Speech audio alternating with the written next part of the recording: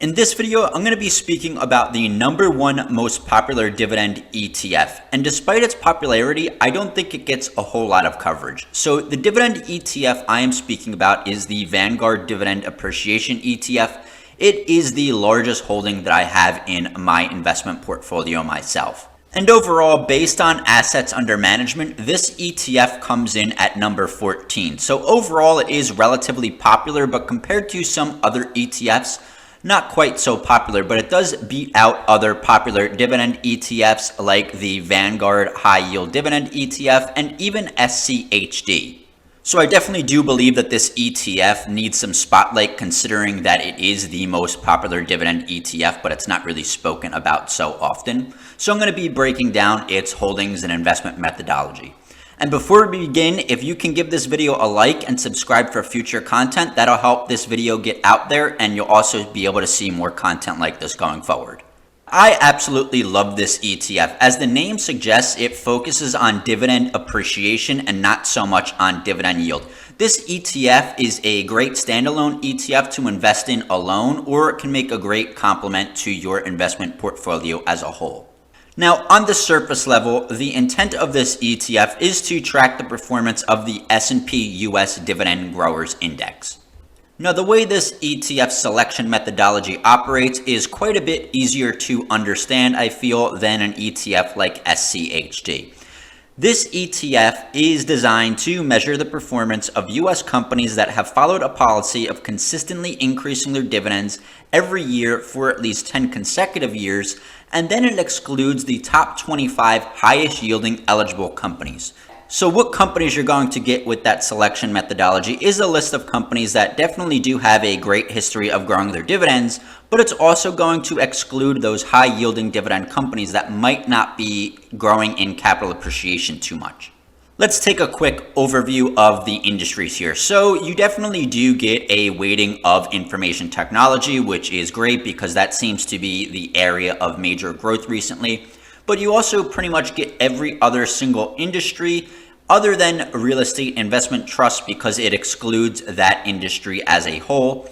Now, a lot of the other industries are somewhat tightly grouped, such as healthcare and industrials and financials and consumer staples. There's a really tight grouping there with pretty good industry diversification, and you are going to get pretty light with industries like energy and communication services, materials, and utilities as well.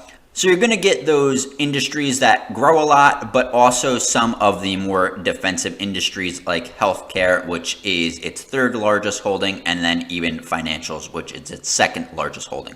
Taking a look at this top 10 here, it is a very diversified top 10 with no stock completely outweighing the rest. So you do have Microsoft, which is weighted a little bit more highly than some of the other companies, but it generally is a tight group of holdings, and I think that this is even better than the S&P 500 when it comes to weighting because the S&P 500 is extremely heavily weighted to the top. This ETF, not so much. It offers great diversity. So what I did is to the right, you have the top 10 holdings of the S&P 500, and then to the left is the top 10 holdings of VIG, or the Vanguard Dividend Appreciation Index. I'm showing you this to show you how much more well diversified VIG is than the S&P 500. I know a lot of people are concerned with the overweight nature of the top 10 of the S&P 500, whether it be the top 10 stocks or even industries as a whole. So you really do see the main difference here. You're really going to shy away from a lot of those tech holdings. Like Meta is in the top 10 of VIG, same thing with Nvidia, and you don't really see that with VIG at all. You do see a good weighting of tech at top, such as Broadcom, Apple, and Microsoft, but you really do see diversity into other sectors where you really don't see that with the S&P 500. If you look at the top 10, it's pretty much all tech. Microsoft, Apple, Nvidia, Meta, Google again, and Broadcom. So you really do see, and people might say that Amazon is also technology as well. You really don't see the S&P 500, especially at the top, very diversified, and its holdings are a lot more weighted to the top, with the percentages of the fund really weighted toward even the top three. You're talking about almost 20% of the S&P 500 is in these top three stocks, whereas you don't really get that with VIG. You see around 11%, and again, there's diversity across the top 10.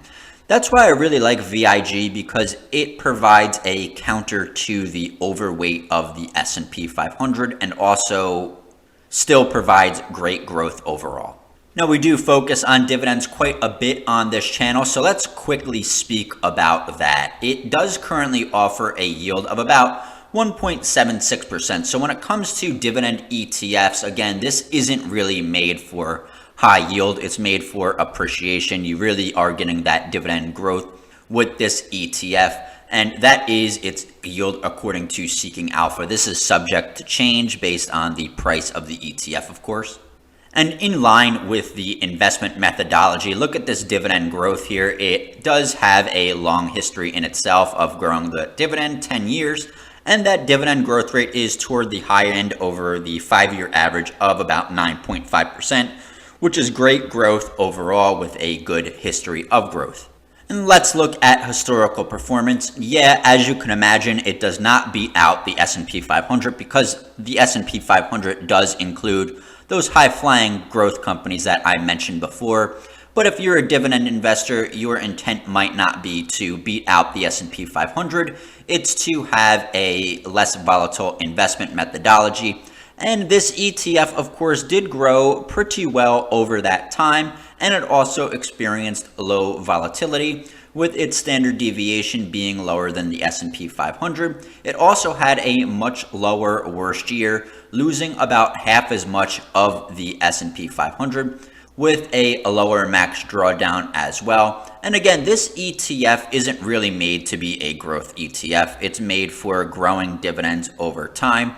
And I think that this is a great complement to maybe an ETF like QQQ or VUG if you want to buy one of those ETFs along with it and then rebalance that or weight them accordingly. That's what I do. I do a 60-40 mix between VIG and QQQ within my growth portfolio.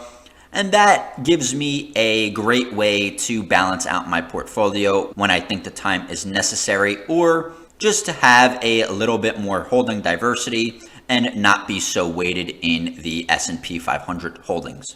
Let me know what you think about this ETF. If you do invest in it, if you don't invest in it, why do you or why don't you? I hope I was able to give you a decently quick overview of this popular dividend ETF.